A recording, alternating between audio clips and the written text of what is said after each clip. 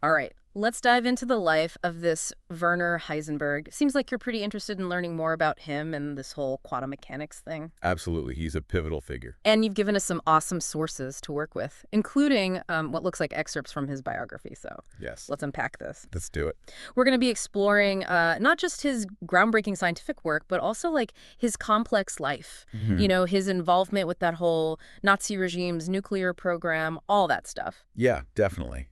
It's, I think it's a story that I think challenges our assumptions about scientists. Hmm. It forces us to look at that intersection of science, politics, and personal responsibility. All of that. You mentioned moral dilemmas. Hmm. That's a great place to start. One of the things that really stood out to me in these biographical excerpts is that Heisenberg wasn't just like this cold, calculating scientist. Right. His early life was deeply influenced by philosophy, especially like the works of Plato. And there's this anecdote about him hiking in the Alps as a young man, reading Plato's Timaeus, like pondering the nature of the atom. Super interesting. Yeah, it's fascinating, isn't it? Like this young man surrounded by like this grandeur of nature, right? Yeah. Grappling with questions about like the fundamental building blocks of the universe. It's almost poetic. Yeah, it's beautiful. And this early fascination with philosophy really stuck with him. He even said at one point, modern physics has definitely decided in favor of Plato. Whoa. Okay, so that's a pretty bold statement. It is. So how could physics, a science rooted in observation and experimentation, align with Plato's world of like abstract forms? What do you make of that? Well, I think it speaks to Heisenberg's view that there's like a deeper level of reality beyond what we can directly observe. He saw a connection between Plato's concept of the ideal forms and the abstract mathematical nature of quantum mechanics. Right. It's almost like he believes that math, in a way, is revealing that the hidden blueprint of the universe in a way. Okay. So there's this deep philosophical underpinning to his thinking, but Heisenberg's early life wasn't all, theoretical musings in the mountains, right? Right. He also had a brief but significant involvement with the Freikorps, a paramilitary group right after World War I. That's right. Yeah, it was a very turbulent time in Germany, and I think Heisenberg's involvement in that it reflects the social and political upheaval of the time. Mm-hmm. It also kind of foreshadows these difficult choices he would face later on as he tried to navigate, the treacherous landscape of Nazi Germany. Yeah, it's amazing to think that the same young man who was pondering Plato in the Alps also experienced, the chaos and violence of post-war Germany. It really kind of sets the stage for the complexities we'll encounter as we go deeper into his life, right? Absolutely. And speaking of complexity, let's sort of trace Heisenberg's path to becoming one of these, key figures in quantum mechanics. Yeah. His academic rise was, really meteoric. He earned his doctorate at the incredibly young age of 23, studying under the renowned physicist Arnold Sommerfeld.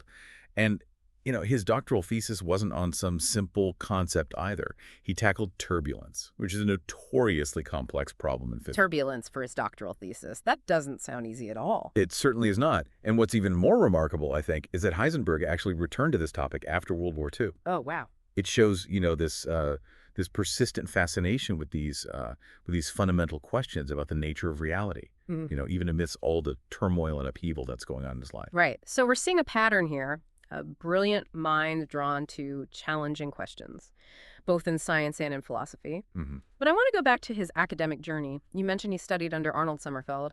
What was that like? Did he have any mentors, who really shaped his thinking? Well, I think Sommerfeld was definitely a major influence. But perhaps the most impactful encounter in Heisenberg's early career was meeting Niels Bohr Okay.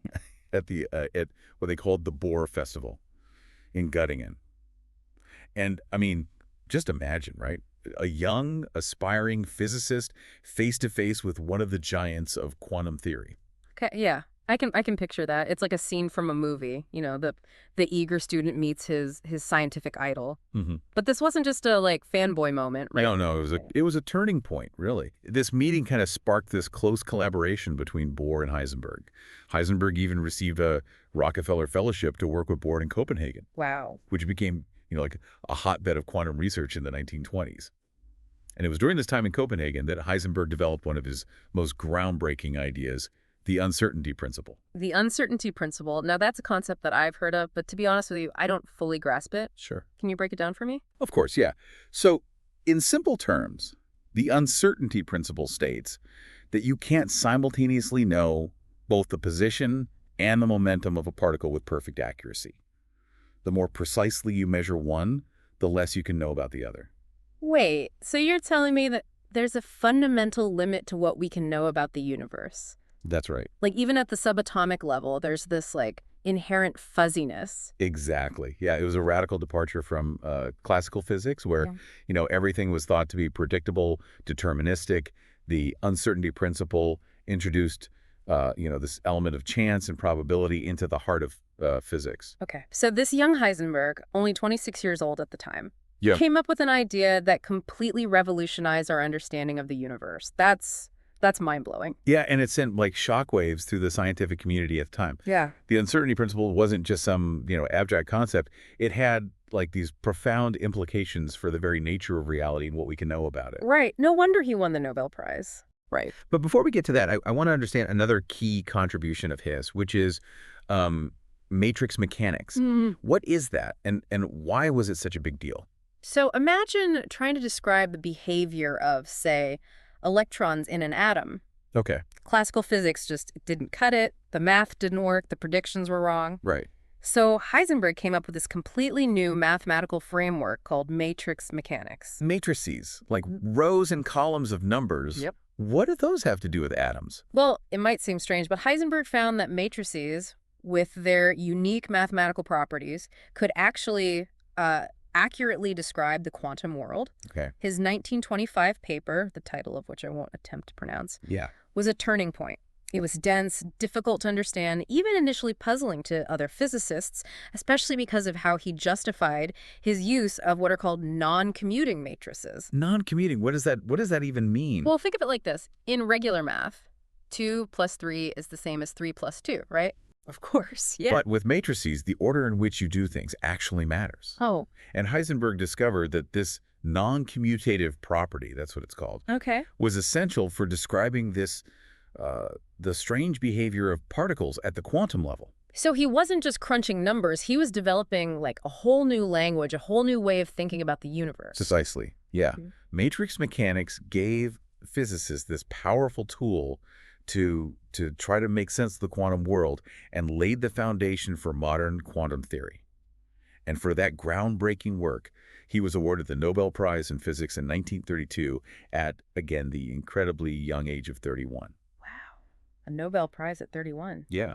It's amazing how much he achieved in such a short time. But you know what really intrigues me is that he didn't do this alone. That's right. He collaborated with Max Born and Pascal Jordan in Göttingen. What was their role in all of this? Well, Born and Jordan were absolutely crucial, I think, to refining and solidifying matrix mechanics. They helped to clarify the mathematical formalism and really demonstrated its power in solving these real-world problems in physics. I mean, it was truly a collaborative effort that led to this revolution in scientific thinking. It's fascinating how science often advances through these collaborations, these exchanges of ideas.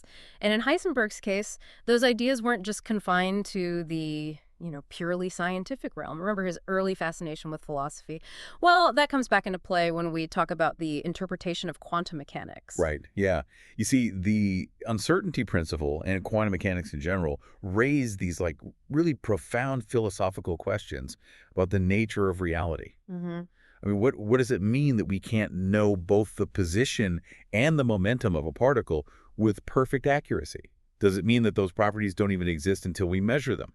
Yeah, that's getting into some deep, existential territory. I'm starting to see how Heisenberg's philosophical background might have influenced his thinking here. It definitely did, yeah. Heisenberg took what's called an anti-realist stance. Okay. He believed that, quantum mechanics is telling us that we can only speak about what we observe, not about, some underlying objective reality that exists independent of our measurements. Okay. So for Heisenberg, it's all about the act of observation. And how does that contrast with other viewpoints at the time? Well, other physicists like, people like Einstein and de Broglie, they took a more what you'd call a realist view. Okay. They believe that there's an objective reality out there, even if quantum mechanics makes it really hard to describe. They felt that the uncertainty principle was more reflective of, our limitations in measurement and not some fundamental indeterminacy in the universe itself. So we have these two camps.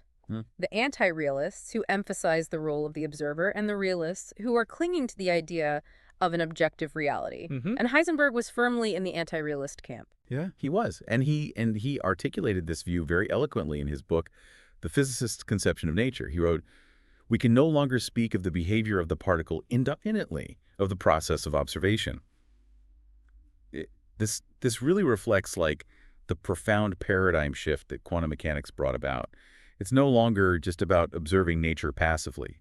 The observer becomes an integral part of the system being observed. Wow, that's a pretty radical idea. It's like saying that we as observers are actually participating in shaping the reality we see. In a way, yes. Yeah. It's a very mind-bending concept, and it sparked a lot of debates that continue to this day. But before we get too lost in the philosophical implications, Right. let's kind of bring our deep dive back to Heisenberg's life story, and this is where things take, I think, a darker turn. Yeah, you're talking about his life in Germany during the Nazi era, right? Yeah. It's a period that's really hard to reconcile with his brilliant scientific mind. It is. And it's a stark reminder that even the brightest minds can get, caught up in the currents of history and be forced to make very difficult choices. I was really struck by the fact that he faced attacks from the Deutsche Physik movement, who labeled him a white Jew. Right. I mean, they basically accused him of betraying the Nazi ideology, even though he was ethnically Aryan. Yeah, the Deutsche Physik movement, they were essentially a group of physicists who tried to align science with Nazi ideology. Wow. They rejected Einstein's theory of relativity and all this other Jewish science, and they were promoting what they saw as a more Aryan physics. And Heisenberg, despite his Aryan heritage, became a target because of his association with modern physics and all these international collaborations he had. It's chilling to think of science being twisted and distorted to fit a political agenda. And what were the consequences for Heisenberg? Did these attacks actually affect his career? Oh, they did. Yeah. He was denied professorships and faced constant scrutiny. It got to the point where Heinrich Himmler, the head of the SS, had to personally intervene in Heisenberg's case. Whoa. And Himmler decided that Germany couldn't afford to lose Heisenberg's scientific talent, even if they didn't entirely trust him. So even the SS recognized his brilliance. Yeah. But this intervention by Himmler also highlights this precarious position that Heisenberg was in. Right. He's walking a tightrope, right? Trying to navigate this dangerous political landscape while still pursuing his scientific work. Exactly. Yeah. And this, I think, leads us to the most controversial aspect of Heisenberg's life, and that's his role in the Uran-Variant, the German nuclear weapons program. This is the part of the story that's always shrouded in mystery. Did he actively try to build an atomic bomb for the Nazis, or did he secretly sabotage the project? That's the million-dollar question, right? It's a complex and debated issue. We know that in 1942, Heisenberg gave a lecture to Reich officials outlining the potential of nuclear fission for energy production, which certainly got their attention. Right. He also stated that building a bomb before 1945 would be extremely difficult, requiring massive resources. So was that a genuine assessment of the challenges involved, or was it a subtle way to kind of stall the project? Hard to know. It's hard to know for sure. It is. And, and the Uran-Variant itself was plagued by internal competition, shifting priorities. The Nazi regime wasn't fully committed to the project. There was this lack of coordination and resources. Heisenberg himself became the director of the Kaiser Wilhelm Institute for Physics in 1942, but, it's unclear how much influence he really had on the overall direction of the program. Then there's the Alsos mission, which was the Allied operation to investigate the German nuclear program. I mean, the fact that they captured Heisenberg and other German scientists, suggests that they took the threat of a Nazi bomb seriously. They did, and this brings us to Farm Hall, where Heisenberg and these other captured German scientists were detained, and their conversations were secretly recorded. Yeah. It provides this really fascinating glimpse into their reactions when they learned of the Hiroshima bombing. Imagine being in their shoes, right? To have dedicated years of your life researching this technology, only to see it unleashed with such devastating consequences. Yeah, it's a chilling thought. And their reactions captured on those recordings, it's a mix of shock and disbelief, and even a strange sense of relief. Relief. Why relief? Well, some of the scientists, including Heisenberg, expressed relief that they hadn't been the ones to create the bomb. Heisenberg even said, we wouldn't have had the moral courage to recommend employing 120,000 men just for building the thing up. Yeah. That's a very ambiguous statement. Is he expressing regret? Is it justification? Or something else entirely? It's really hard to say. And that ambiguity has fueled, decades of debate among historians. Yeah. Did Heisenberg deliberately hinder the German bomb project for moral reasons?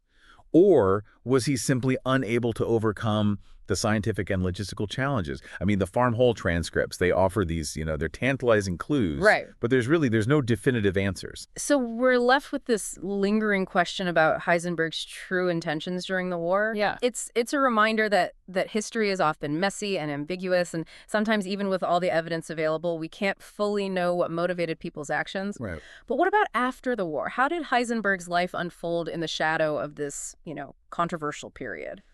Well, despite the cloud of suspicion surrounding his wartime activities, Heisenberg actually played a key role in rebuilding German science after the war. He became the director of the Max Planck Institute for Physics and was instrumental in establishing CERN, the European Organization for Nuclear Research. So he went from potentially working on a nuclear weapon for the Nazis to helping establish a major international collaboration for peaceful scientific research. Yeah. It's quite a turnaround. It is, and it reflects, I think, Heisenberg's complex legacy.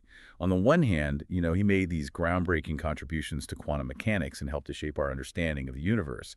And on the other hand, his involvement with the Nazi regime raises these, difficult questions about the role of scientists in times of war and the moral implications of their work. It seems like Heisenberg's life kind of embodies the very uncertainty principle he discovered. Yeah. We can try to pinpoint his motives, his beliefs, but there's always this element of ambiguity, like a blurriness around the edges. Yeah, it's a great analogy, I think, and it makes you realize that history isn't just about, dates and facts. It's about the choices people make when faced with these extraordinary circumstances. Yeah. How those choices shape not only their own lives, but the course of history itself. Speaking of choices, let's not forget the breadth of Heisenberg's scientific interests. Mm-hmm. Post-war, he didn't just, retread familiar ground. Right. He delved into superconductivity, cosmic rays, plasma physics, nuclear fusion. I mean, the list goes on. It speaks to his, insatiable curiosity and his unwavering dedication to scientific exploration. I mean, even after the war, with all the controversies, the moral dilemmas, he remained committed to pushing the boundaries of human knowledge. And it wasn't just about, pure scientific pursuit. He also became a vocal advocate for the peaceful use of nuclear energy and spoke out against the proliferation of nuclear weapons. Right. I mean, his involvement in establishing CERN, this massive international collaboration for particle physics, I mean, it's a testament to that. It's almost as if he was trying to use science as a unifying force, a way to bridge the divides that had torn the world apart during the war. Yeah. It's a powerful message, especially in the context of the Cold War when the world was really teetering on the brink of nuclear annihilation. I mean, he wasn't just like a scientist working in isolation, He was engaged with the world, grappling with the social and political implications of his work. Yeah, it really adds another layer to his legacy. Yeah. I mean, we're talking about someone who was, accused of working on a weapon of mass destruction, and then he turns around and champions international scientific cooperation. Yeah. And speaks out against nuclear proliferation. It's quite a contrast, yeah. I think it reflects a broader shift in the scientific community after the war. Mm-hmm. There was this growing awareness of the social responsibility of scientists, right? A recognition that their discoveries could have these, profound consequences. Absolutely. For all of humanity. And Heisenberg was right there in the thick of it, grappling with those questions. In fact, he signed the Göttingen Manifest in 1957, along with other leading German scientists, which was, a public declaration opposing the nuclear armament of West Germany. Exactly. Yeah, it shows that he wasn't just concerned with the theoretical side of science, right? He was very deeply engaged with the ethical and political dimensions of his work. Especially, in the nuclear age. That's right. So we have this complex figure. Yeah. A brilliant scientist who made these groundbreaking contributions to our understanding of the universe, but also a man who lived through this like dark chapter in history Right. and made choices that continue to be debated. Like how do we reconcile those different aspects of his life? How should we, decades later, view Werner Heisenberg? That's the question that historians and scientists are still grappling with. There are no easy answers, right? Some would argue that he was this tragic figure, a brilliant mind caught in a web of political intrigue and moral compromise. Right. Others see him as, maybe a flawed hero, someone who tried to navigate this impossible situation Yeah. and ultimately used his influence for good. It seems like any attempt to like neatly categorize him, to kind of put him in a box, Yeah. would be doing a disservice to the complexity of his life. I agree. I think, the more we learn about Heisenberg, the more we realize that he defies simple labels. Yeah. He was a product of his time, shaped by these historical forces that swirled around him. But he was also a man of, great intellect and deep convictions, Yeah. struggling to make sense of a world in turmoil. So what can we learn from Heisenberg's experience? What insights can we glean from this deep dive into his life and work? Well, I think Heisenberg's story reminds us that science is not this neutral pursuit of knowledge. It's always embedded in this social and political context. Yeah. And scientists aren't immune to the pressures and influences of their time. It also, I think, highlights the importance of moral courage. The willingness to stand up for what you believe in, even when it's, difficult so, or dangerous. I mean, Heisenberg faced immense pressure under the Nazi regime, but he still managed to resist some of their most like egregious demands. And perhaps the most enduring lesson from Heisenberg's life is the need for constant vigilance, both in the scientific community and society as a whole, right? Absolutely. We have to be aware of the potential consequences of scientific discoveries, especially in fields like nuclear physics. And we must engage in these, open and honest debates about the ethical implications of our work. Couldn't agree more. That's a powerful message, and one that's particularly relevant in today's world. Yeah. Where scientific advancements are happening at this unprecedented pace, we can't afford to shy away from those difficult conversations. So what's your final thought for our listener? Something to ponder as they continue to explore the world of Werner Heisenberg. I would say this. Don't be afraid to delve into those gray areas, the complexities, the ambiguities. Heisenberg's life was full of them, and it's often in those gray areas where we find the most profound insights into the human condition. I love that. It's a reminder that history isn't just about memorizing dates and facts. It's about understanding the human stories, the choices, the struggles, the triumphs, the things that have really shaped our world.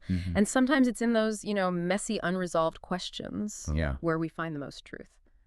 Well, thanks for joining me on this deep dive into the life of Werner Heisenberg. It's been a fascinating journey full of unexpected twists and turns. My pleasure. It's always rewarding to explore these complex figures and try to understand the forces that shaped their lives and their legacies.